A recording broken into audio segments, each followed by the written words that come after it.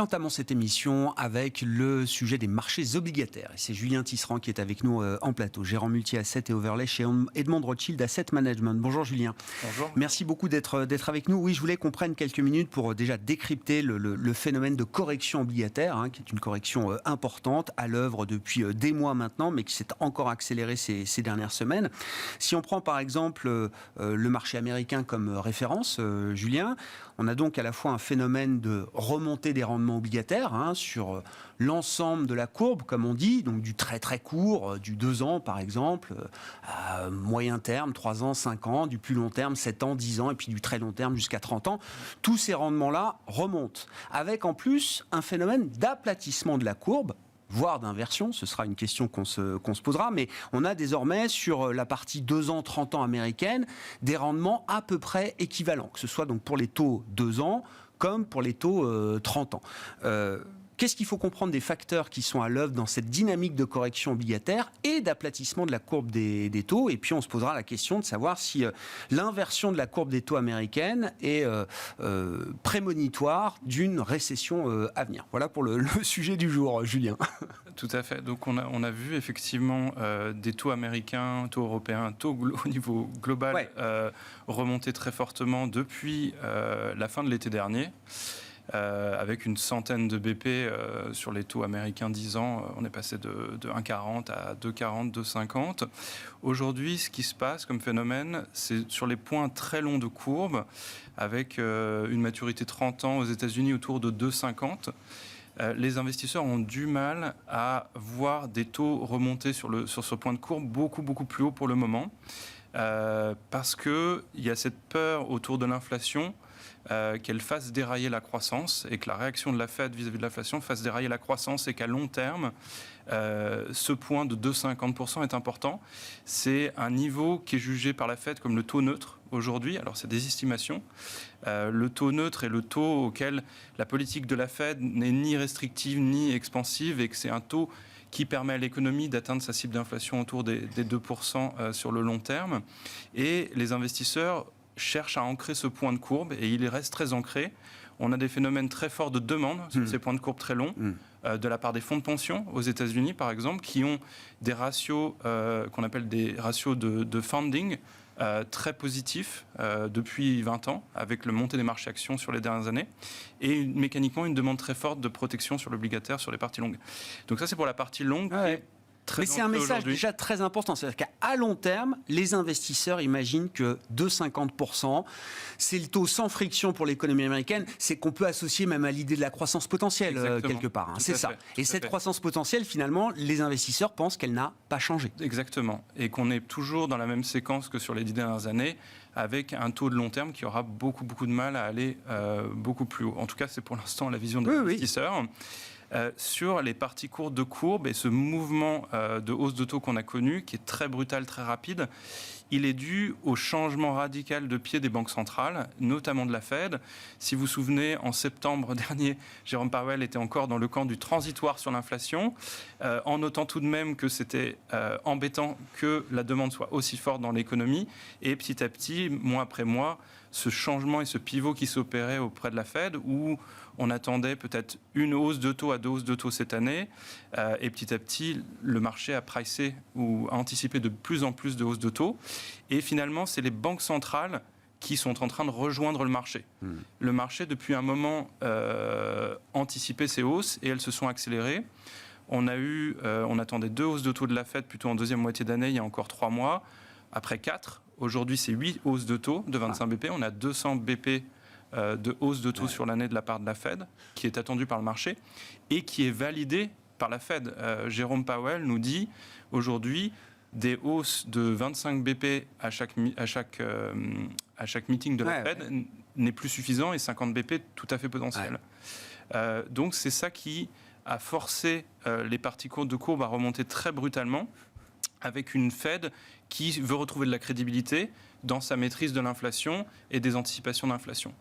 La remontée de la partie courte de la courbe est allé si vite et si loin qu'on arrive à ce phénomène d'aplatissement total de la courbe, voire d'inversion. Alors après, il faut être un peu geek, regarder ça au jour le jour. Mais je crois qu'on a eu hier, à un point près, une inversion du 2 ans, 10 ans américain, par exemple, Julien. Si le marché pense que la Fed va faire ce que le marché croit que la Fed va faire, d'une certaine manière, c'est-à-dire les 200 points de base attendus cette année, ça va avoir des implications économiques importantes ? Alors, peut-être pour parler de l'inversion de courbe d'abord, pour répondre au premier point, l'inversion de courbe, historiquement, est clairement un facteur qui est assez mauvais pour l'économie. La Fed a fait des études de son côté et les économistes et investisseurs également. Depuis les années 50, il n'y a eu qu'un seul phénomène d'inversion de courbe qui n'a pas précipité une récession. Et en moyenne, en fonction des points de courbe sur lesquels on se situe, que ce soit entre le 5 ans et 30 ans, le 2 ans et le 10 ans, le 3 mois 10 ans, on a des conclusions un peu différentes, mais elles donnent toutes la même direction. C'est en général, le risque récessionniste monte et entre 6 mois et 2 ans, dans la période qui suit, on peut avoir une récession qui se matérialise. Donc ça, c'est clairement... 6 mois, 2 ans, ça laisse oui, c'est ça, une gamme de temporalité assez large, assez vaste. Large, effectivement. La Fed, très récemment, elle pointait du doigt de regarder plutôt le 3 mois, 2 ans. Comme elle n'a que très peu remonté ses taux et les attentes des investisseurs ont très fortement augmenté, ce 3 mois, 2 ans, c'est en fait pontifié. Et ne s'est pas encore aplati. Donc un des signes qu'on va regarder de très près, c'est la vitesse d'aplatissement de ces parties très courtes de courbe pour peut-être signaler la fin du cycle de hausse de taux et voir comment l'économie va réagir à toutes ces hausses de taux. Quand on parle aussi des hausses de taux, peut-être pour un point également mentionné, c'est que la Fed pour l'instant dit vouloir retourner au taux neutre très rapidement et passer en politique restrictive potentiellement après, ce qui voudrait dire un taux directeur au-delà des 2,50, peut-être à 3,50. Et c'est aussi pour ça que les marchés paniquent et ont paniqué ces dernières semaines en anticipant beaucoup plus de hausses de taux. Ça aussi, c'est une évolution du discours de certains membres du FOMC. Il ne faut plus juste être neutre. Tout à fait. Il faudra peut-être être restrictif demain. Exactement. C'est nouveau encore dans le discours. Devant la montée de l'inflation, on attend des chiffres d'inflation, on en a parlé, qui vont aller à 8, peut-être 9% aux États-Unis. En Europe, on voit ce phénomène aussi qui s'accélère. Et les banquiers centraux essayent de rattraper ce phénomène-là et le font de manière assez brutale. Bon, si j'ai pas le nombre de récessions depuis les années 50 qui se sont matérialisées, mais pour reprendre vos chiffres, effectivement, toutes les récessions depuis les années 50 ont été précédées par une inversion de la courbe des taux, sauf une.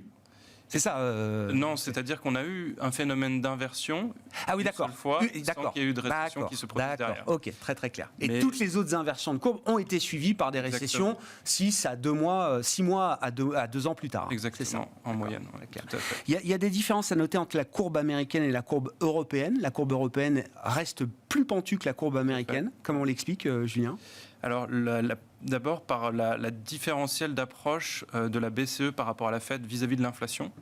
On a une Fed qui, elle, a fait son pivot il y a 6 mois et assez brutalement s'est engagée dans une politique de plus en plus restrictive du point de vue monétaire, ce qui entraîne l'aplatissement. En Europe, ce mouvement de la part de la BCE reste plus timide que la Fed pour plusieurs raisons.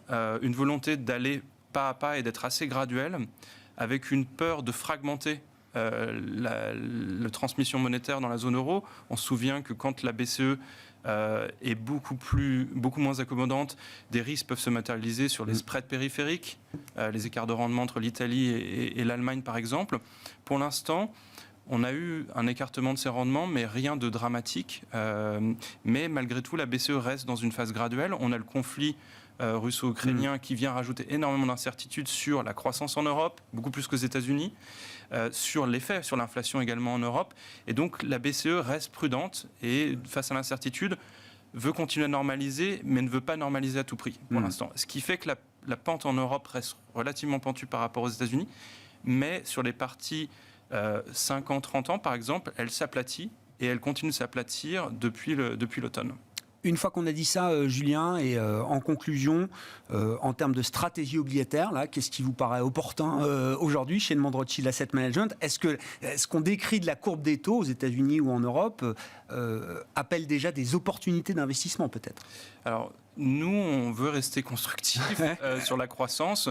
On pense qu'il y a suffisamment de ressorts pour ne pas entrer en récession cette année, sauf escalade du conflit ukrainien, russo-ukrainien ou d'autres phénomènes externes qu'on ne voit pas encore. On pense que les ménages et les entreprises ont suffisamment de ressorts pour maintenir un flux de croissance et un niveau de croissance suffisamment élevé.